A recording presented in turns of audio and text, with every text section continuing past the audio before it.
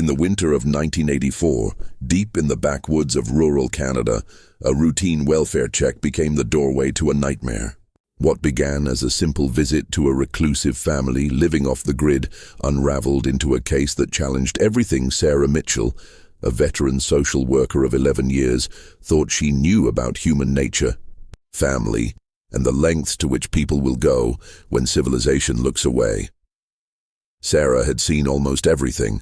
Cigarette burns spelling a father's initials on a child's arm, infants left in kitchens crawling through roaches, homes that smelled like death and defeat. But nothing, not a single case in over a decade, prepared her for what waited at the end of Mountain Ash Road on February 14, 1984, Valentine's Day. The irony would haunt her for years. The call had come 3 days earlier, anonymous, frantic, a woman's voice shaking too hard to give a name. There are children up on Mountain Ash Road, the Goler place.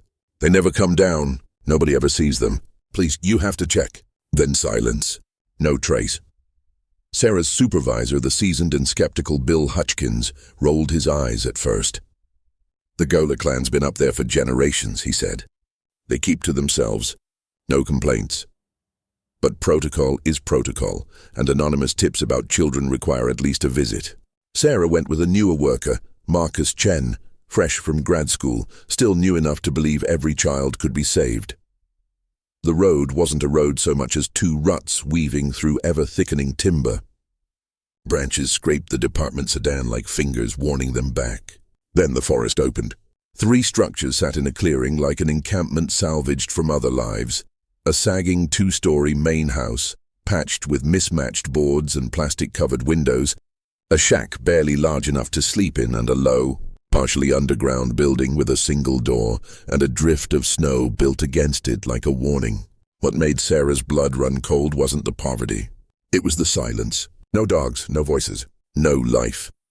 A woman opened the door before Sarah could knock, 40, though she looked older. Pallid, barefoot on ice, her eyes so pale they were almost colorless. "Yes," she said flatly, then turned into the darkness and left the door open. Inside, a dim main room doubling as kitchen and living area, a wood stove burning low, gaps in the walls where daylight peered through unpainted board seams, and then faces emerging from the shadows.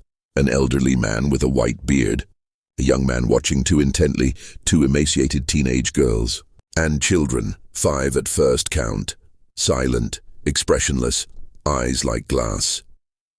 "I'm looking for the head of household," Sarah said. The old man stepped forward, leaning on a cane. "Caleb Goler, this is my family. What do you want?" "We received a report about children here," Sarah said calmly, showing ID. "I need to ask a few questions and speak to some of the children privately." "My family is fine," he said without blinking. "We don't need government people poking around. We'll be quick." Caleb made her wait on his gaze, then nodded. "Ask, how many children live here?" 14. "Across the 3 houses." Sarah felt Marcus stiffen. "And adults?" 7 if you count Rebecca. She's 16 but married. "Do the children have birth certificates?" "Why would they? They're born here. They live here." When a small girl, no older than 5, drifted toward Marcus and reached for his hand, the barefoot woman snapped her back with shocking force. The child didn't cry. She didn't react at all. "Children don't talk to strangers," the woman said. Sarah asked to see where the children slept. Upstairs, 2 bare rooms held 9 mattresses on the floor, threadbare blankets, no heat, wind wicking through the planks. Enough to document substandard conditions. Not enough to remove 14 children and win in court. Downstairs, she made a decision. "I need to speak with the children privately," she said. Caleb didn't move. The room tightened. The exit subtly narrowed. Marcus's hand drifted toward the phone he couldn't use. No service out here.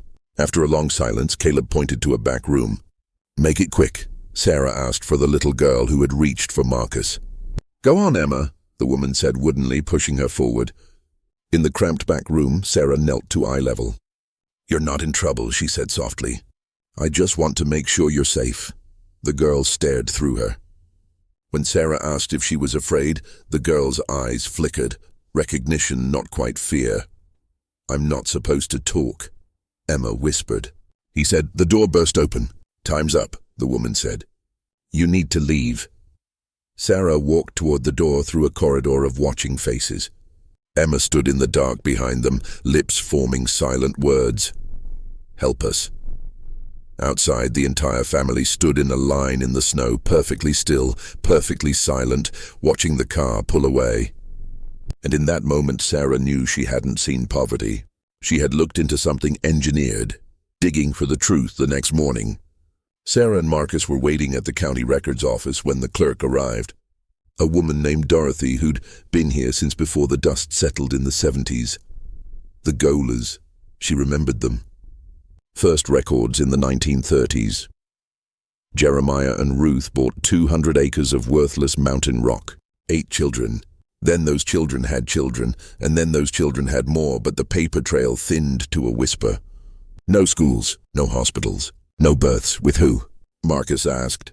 Did they marry locals? Dorothy's look said the thing out loud. No. They married each other. The family tree wasn't a tree. It was a knot.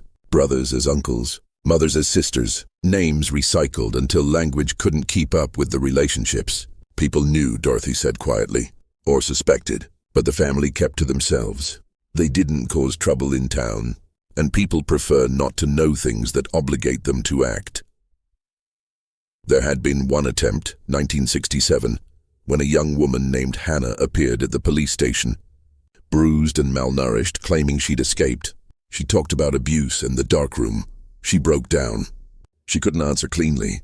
The family came down from the mountain, looked reasonable enough, called her disturbed, and officers performed a quick welfare check that found nothing actionable. Hannah was committed. She stayed there. Sarah drove 2 hours to the psychiatric facility. Dr. Cole, the director, met them. Paranoid schizophrenia, he said. But I've doubted it.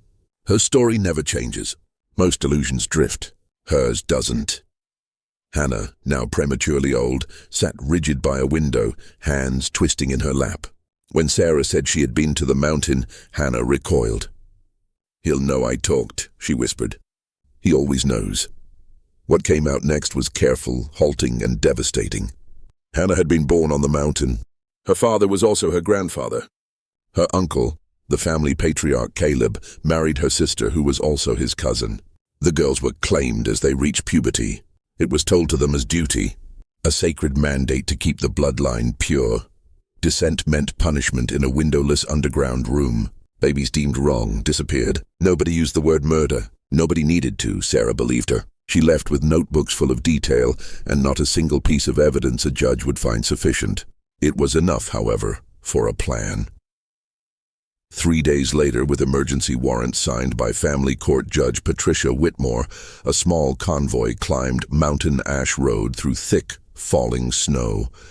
Sheriff's deputies, 2 ambulances, a pediatrician, Dr. Helen Cho Marcus, and Judge Whitmore herself, rare. But she wanted to see the situation firsthand.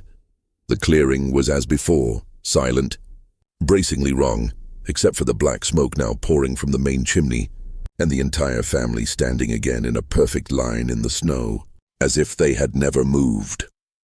Sheriff's deputies announced the warrants. Caleb said they had no right to interfere with God's design. Whitmore stepped forward. "We have every right," she said, her voice like iron. "Cooperate or be arrested." Caleb considered. "We will not resist," he said, "but you are making a grave mistake." What followed was controlled chaos. Officers separated adults from children. Dr. Cho began triage in the back of an ambulance. Sarah counted 14 children, thin, filthy, silent, scripted phrases when they spoke at all. "We are blessed. Outsiders are the devil." Then Emma stepped out of the cluster. She walked straight to Sarah and took her hand. "Please take us away," she whispered. 3 adult men lunged for her.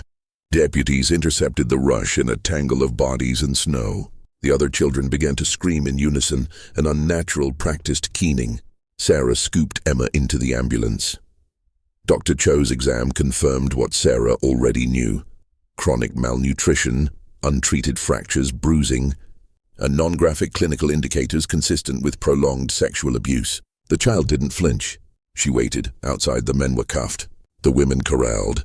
The children moved like a flock against the wind. And then an officer called from the low, half-buried building. "Deputy, you need to see this." Down a short set of steps, past a door that stuck on damp soil, under a low stone ceiling. The light swept across chains sunk into rock. Manacles, rusted, small enough for children. The floor was stained. In the corner, a bucket overflowing. On the walls, thousands of scratched words, names, prayers, dates. Pleas for help. Tally marks counting days. 317, then a final scratch and a stop. Judge Whitmore's voice was steady but shaking. "Photograph it all, seal it. We're taking the children now." By nightfall, through worsening snow, the convoy was at County General. In exam rooms, clinical facts replaced suspicion. 14 children, all neglected, most physically abused. The oldest teens also sexually abused. 2 girls pregnant. Genetics showed the obvious, multiple cases of incest, repeated across generations. A cleft palate left untreated. A congenital heart condition that should have been caught in infancy. Cognitive and social impairments that were part deprivation, part damage, and trauma that saturated everything. "Some of them may never live independently," Dr. Cho said. "All of them will need years of intensive care." Sarah stood at a window watching Emma endure a gentle, careful cleaning as if it were punishment she expected. When their eyes met through the glass, something flickered there, not fear, not yet trust, but something that looked like possibility. The machine behind the doctrine evidence teams at the compound found ledger books hidden under floorboards. Births, pairings, notes about purity, tracking of the women's cycles, and crude self-taught attempts at eugenics dressed up as salvation. Babies born wrong were sent to the farm, a hidden outbuilding later uncovered to contain small wooden pens and shallow graves. The family had engineered incest, not stumbled into it. Interviews began. Progress was slow. The older children were programmed to repeat phrases. The younger ones did not know their birthdays, only how many winters they had seen. One 13-year-old boy, Samuel, finally described training sessions where older children were forced to hurt younger ones while adults watched. If they hesitated, they became the next lesson. After telling his story, Samuel tried to hang himself. He survived. The message to prosecutors was clear. This case needed to succeed without crushing child testimony. It almost did, until Emma remembered the babies. She asked to see Sarah, then described, without flourish and without gore, what she had witnessed. A baby deemed corrupted, locked in the underground room and left until its cries went quiet. A small hole dug at the farm. Dirt tamped down by an uncle's boot. It was chilling in its calm, enough for murder charges. Then Emma said something else.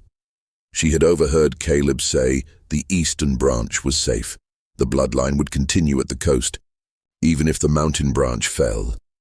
Investigators tracked the hint through decades-old property records and rumor. In 1962, 2 of Jeremiah Goler's sons had split from the mountain and moved to a remote stretch of the Nova Scotia coast. Another compound, another closed circle. When law enforcement arrived, they found 15 more children in similar conditions, plus a farm, and more small graves. Another 5 children were recovered alive. The scope widened. 33 living children now in care, 10 adults in custody, a nation paying attention. The trials. The first trial began in September 1984. The defendant, Patriarch Caleb. The evidence, clinical findings. The underground room. The ledgers, DNA, the graves. The courtroom was full. Reporters, locals, and a few survivors' advocates who came to hold space for the children who would be asked to testify. Emma, now 6, stronger, and living with a foster family, took the stand. She described what she had seen and what had been done to her. The defense suggested she was coached, that her memories were planted by overzealous social workers. Emma looked directly at Caleb. "You hurt me," she said evenly. "You hurt all of us. You said it was God's plan, but God doesn't want children to hurt. You lied about God. You lied about everything. I'm not going to lie for you." The room broke with quiet tears. Caleb's mask cracked, rage boiling at the surface. The jury deliberated 3 days and returned guilty on all counts: sexual assault, child abuse, endangerment, and second-degree murder tied to infant deaths that could be linked to his actions. He received life without parole. Over the months that followed, the other adults were convicted or took pleas. Sentences ranged from 15 years to life. Justice, however, is never the end of a story like this. The children were placed in foster homes and specialized care facilities. Some thrived, many struggled. A number wrestled with addiction, relationship instability, and mental illness in adulthood. 3 died by suicide. The system, drowning under the weight of trauma, wasn't built for this kind of recovery. But there were bright points. Emma was one of them. She was adopted by her foster family, graduated high school with honors, and pursued psychology to help kids like herself. She stayed in touch with Sarah. So did several others. In November 1985, nearly 2 years after the rescue, Sarah received a call from the prison. Caleb was dying and had asked to see her. She went. He lay gaunt, failing, his eyes still calculating. He didn't apologize. He called it doctrine, purity, sacrifice, mercy. He said she had doomed the children by removing them from the only world they understood. "You think you saved them," he said. "You destroyed them. In 50 years you'll see." "No," Sarah said quietly. "They struggle because of what you did. They heal in spite of it." Caleb died 3 days later. The years moved. Laws shifted. Protocols changed. Training improved. Funding rose for cult recovery programs and complex trauma services. A documentary made on the 20th anniversary of the case sparked national discussion about isolation, complicity, and the duty to report. Some of the Goler children chose to share their stories anonymously. "People ask if ignorance would have been easier," Emma said on camera, her face in silhouette. "No, freedom is hard, but it's worth everything." In 2015, Emma invited Sarah to her wedding. During the reception, she raised a glass. "When I was 5, she said, I was living in hell. I didn't know it was hell because I'd never known anything else." Sarah Mitchell looked into my eyes and didn't look away. "She fought for us. She gave us a chance at life. The fight was worth it." Sarah cried then, not from grief this time, but from something quieter. The case that nearly broke her had also defined her calling. She returned once to Mountain Ash Road, 25 years after the rescue. The structures were gone. The land was healing itself, saplings pushing up through foundation scars. The underground room had been sealed with concrete. A small stone stood in the clearing, in memory of the children of the Goler Clan, the ones who survived and the ones who did not. "May they find peace." "I don't regret it," Sarah said to the trees. "I would do it all again," and she did. In a way, training, speaking, mentoring, responding when someone whispered, "I think something is wrong next door." Because the lesson of the Goler case was never simply that abuse happens. It was that one person refusing to look away can change everything. One person can knock on a door and end a nightmare. One person can be the difference between a child disappearing into darkness and that child growing up to speak their own name in the light. The Golers were stopped. The work continued. And somewhere, another Sarah kept her hand on the wheel, driving toward a clearing where silence meant too much.